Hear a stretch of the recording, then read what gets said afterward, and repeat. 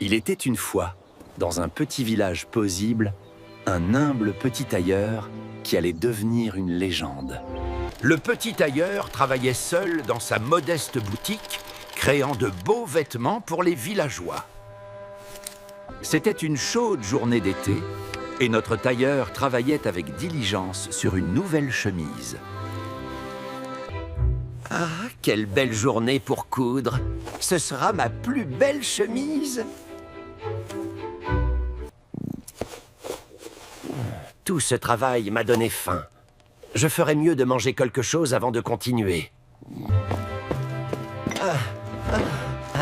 Un peu de confiture sur du pain, c'est exactement ce qu'il me faut. Le petit tailleur étala généreusement de la confiture sur son pain et le plaça près de lui pendant qu'il cousait. Allez-vous-en, sale mouche! Personne ne vous a invité ici! Mais les mouches ne l'écoutèrent pas. Septedé entre elles s'installèrent sur son pain, se régalant de la confiture sucrée. Ça suffit! Vous avez gâché mon déjeuner! Prenez ça!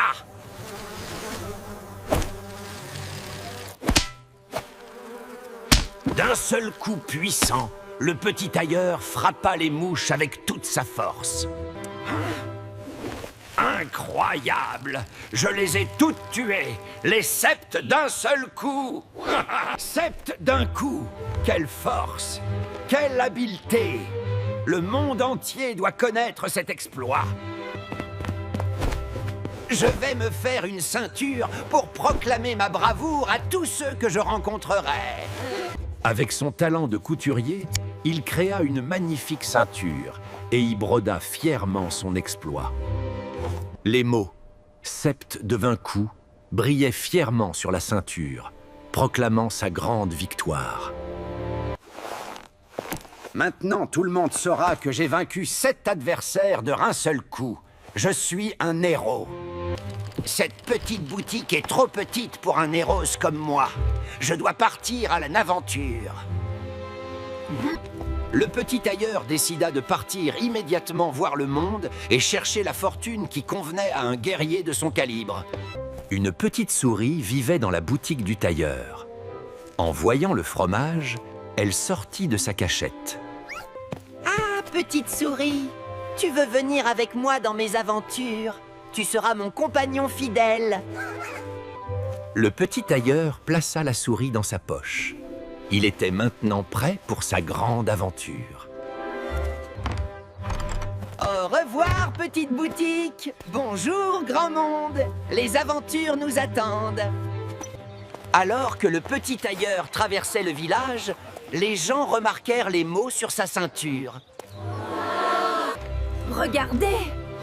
Il dit qu'il en a vaincu 7 d'un coup. Il doit être un guerrier puissant. Les villageois pensaient qu'il avait vaincu 7 hommes d'un seul coup.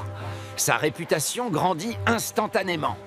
Merci, merci mes amis. Je ne suis qu'un humble tailleur en route vers la gloire. Le petit tailleur quitta le village et prit la route qui menait vers des terres inconnues et des aventures extraordinaires. Quelle magnifique journée pour commencer une grande aventure. N'est-ce pas, petite souris? Bientôt, le chemin mena le tailleur à une forêt sombre et mystérieuse, où peu de voyageurs osaient s'aventurer. Une petite forêt ne fait pas peur à quelqu'un qui a vaincu 7 adversaires d'un coup. En avant! Plus il s'enfonçait dans la forêt, plus les arbres devenaient grands et plus les ombres s'épaississaient. Qu'est-ce qu'il y a, petit ami? Tu sens quelque chose? Soudain, le petit tailleur découvrit un géant terrible endormi contre un marbre. Le monstre était aussi grand que 3 hommes. Un géant. Les gens penseront que c'est l'un des 7 que j'ai vaincu. Je dois être maître malin. Le petit tailleur, bien que petit, était très intelligent. Il décida d'approcher le géant avec prudence. Ces pierres me seront utiles. Regardons ce que nous pouvons faire avec un géant endormi. Le tailleur grimpa sur un rocher et se prépara à jouer un tour au géant. 1, 2, 3.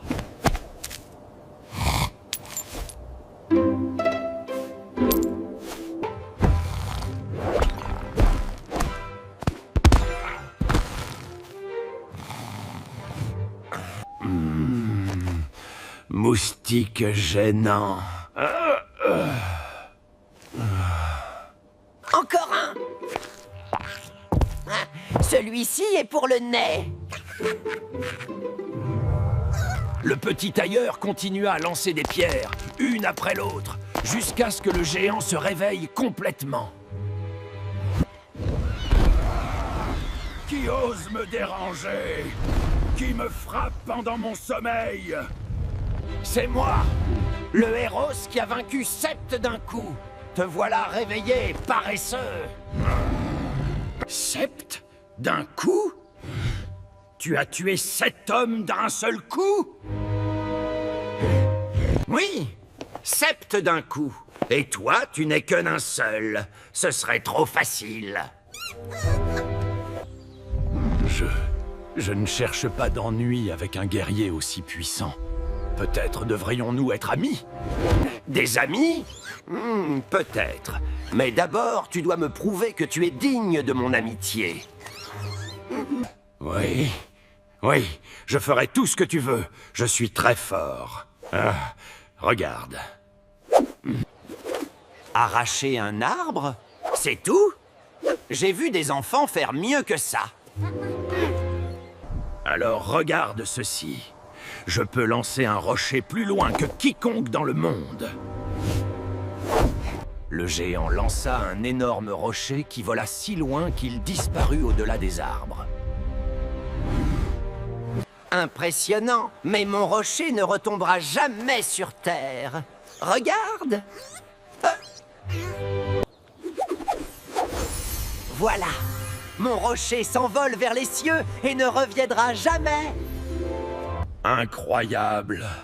Ton rocher vole! Tu es vraiment le plus grand guerrier du monde! Pardonne-moi de t'avoir sous-estimé, grand guerrier. Je serai ton serviteur si tu m'épargnes. Ainsi, par son intelligence et sa ruse, le petit tailleur vainquit le géant sans lever une épée. Relève-toi, ami géant. Tu m'as bien diverti. Je te laisse en paix, mais souviens-toi de ce jour. Au revoir, géant! J'ai d'autres aventures qui m'attendent. En avant! Après plusieurs jours de voyage, le petit tailleur arriva au royaume, où régnait un roi puissant, mais inquiet. Le château du roi était rempli de chevaliers courageux et de gardes vigilants, mais aucun n'était aussi confiant que le petit tailleur. Halte! Qui es-tu et que veux-tu dans le château du roi? Je suis le grand guerrier qui a vaincu Sept d'un coup. Je viens offrir mes services au roi. Sept d'un coup? Nous devons informer le roi immédiatement. Suivez-nous, grand guerrier. Le petit tailleur fut conduit dans la grande salle du trône, où le roi tenait sa cour. Le roi était troublé, car son royaume était terrorisé par 2 géants féroces qui vivaient dans les montagnes. Est-il vrai que vous avez vaincu 7 adversaires d'un seul coup? C'est vrai, votre majesté. Et ce n'étaient pas mes seuls exploits. J'ai aussi vaincu un géant dans la forêt. Le roi vit une opportunité. Si ce petit homme était vraiment si puissant, peut-être pourrait-il sauver le royaume. J'ai une proposition pour vous, brave guerrier. 2 géants terrorisent mon royaume. Si vous pouvez les vaincre, je vous donnerai la moitié de mon royaume et ma fille en mariage. 2 géants? Eh bien, c'est moins que 7. Je les vaincrai facilement. Excellent. Mes gardes vous conduiront aux montagnes demain à l'aube. Que Dieu vous protège. Qu'est-ce que j'ai fait? 2 vrais géants cette fois. Comment vais-je m'en sortir? Au lever du soleil, le petit tailleur fut conduit au pied des montagnes, où vivaient les deux géants terribles. Les géants vivent là-haut dans une grande grotte. Ils ont terrorisé notre royaume pendant des années. Bonne chance, guerrier. Ils sont partis si vite. Bon, petite souris, c'est juste toi et moi contre deux géants. Nous devons être très intelligents. Le petit tailleur grimpa lentement la montagne, son esprit travaillant furieusement pour trouver un plan. Les voilà. Ils dorment. C'est ma chance d'utiliser mon intelligence plutôt que ma force. Les deux géants étaient encore plus terribles que celui de la forêt. Ils pouvaient détruire des villages entiers. Souviens-toi de notre tour avec le premier géant? Cette fois, nous allons faire en sorte qu'ils se battent entre eux. Si je peux les faire croire que l'un frappe l'autre, ils se battront. Et je n'aurai pas à lever le petit doigt. Le petit tailleur grimpa silencieusement dans un arbre qui poussait entre les deux géants endormis. Premier géant d'abord, puis le second. Puis nous regardons le spectacle. Le petit tailleur lança la première pierre qui frappa le géant roux au visage. Aïe. Qui m'a frappé? C'est toi? Pourquoi m'as-tu frappé pendant mon sommeil, imbécile? Quoi? Je ne t'ai pas frappé. Je dors. Laisse-moi tranquille. Rapidement, le tailleur lança une pierre sur le deuxième géant pour aggraver les choses. Maintenant, tu me frappes aussi. Comment oses-tu? Tu veux te battre? D'accord. Je vais t'apprendre les bonnes manières.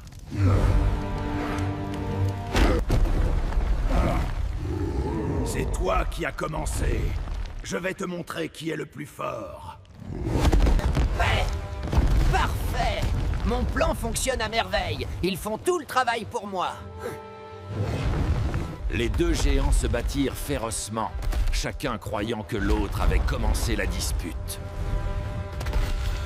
Prends ça, traître.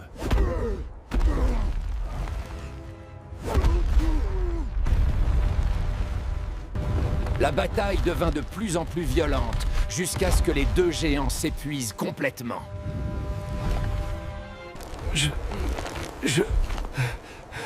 Je ne peux plus continuer. Bien. Eh bien, vous avez vu ce qui arrive quand on défie quelqu'un qui a vaincu Sept d'un coup? C'était toi? Tu nous as fait nous battre? Tu es vraiment aussi rusé qu'on le dit. Nous nous rendons. Et ainsi, grâce à son intelligence, le petit tailleur vainquit les deux géants terribles sans se battre. Maintenant, retournons au château réclamer ma récompense. La moitié d'un royaume et une princesse. Quelle journée! Quand le petit tailleur revint au château, toute la cour fut émerveillée par son succès. Le roi tint sa promesse, comme tout bon souverain doit le faire. Tu as sauvé mon royaume des géants. Comme promis, tu auras la moitié de mon royaume et la main de ma fille en mariage. Vous devez être très courageux, monsieur le tailleur. Je suis honorée de vous connaître. L'honneur est pour moi, princesse. Je ne suis qu'un humble tailleur qui a eu de la chance et un peu d'intelligence. Et qui est ce charmant petit compagnon? C'est ma fidèle amie qui m'a accompagné dans toutes mes aventures. Sans elle, je n'aurais jamais eu le courage de continuer. Le mariage fut célébré avec une grande fête qui dura 3 jours et 3 nuits. Le petit tailleur ne cacha jamais la vérité sur ses ancêtres d'un coup à la princesse. Cette mouche, c'est l'histoire la plus merveilleuse que j'ai jamais entendue. Ton intelligence vaut plus que 1000 épées. Le petit tailleur devint un prince sage et aimé, gouvernant avec intelligence plutôt qu'avec la force. Il utilisait son intelligence pour résoudre les problèmes du royaume, tout comme il avait vaincu les géants. Sous son règne sage, le royaume prospéra et connut une grande paix. Quand il devint vieux, le prince tailleur aimait raconter ses aventures à ses petits-enfants. Grand-père, raconte-nous encore comment tu as vaincu les géants avec juste des pierres. Souvenez-vous, mes enfants, que l'intelligence et le courage ne nécessitent pas la force. Le cerveau peut triompher là où les muscles échouent. Alors nous n'avons pas besoin d'être grands et forts pour être courageux? Non, ma chère enfant. Le vrai courage vient du cœur et de l'esprit, pas de la taille. Et la gentillesse est la plus grande force de toutes. Et ainsi, le petit tailleur, qui avait vaincu 7 mouches d'un coup, vécut. Sa ceinture fut conservée comme trésor du royaume, rappelant à tous que les plus grandes victoires viennent souvent des plus petites personnes. Cette histoire nous enseigne que l'intelligence peut triompher de la force, et que même le plus petit parmi nous peut accomplir de grandes choses. Et ils vécurent heureux jusqu'à la fin de leurs jours. Fin.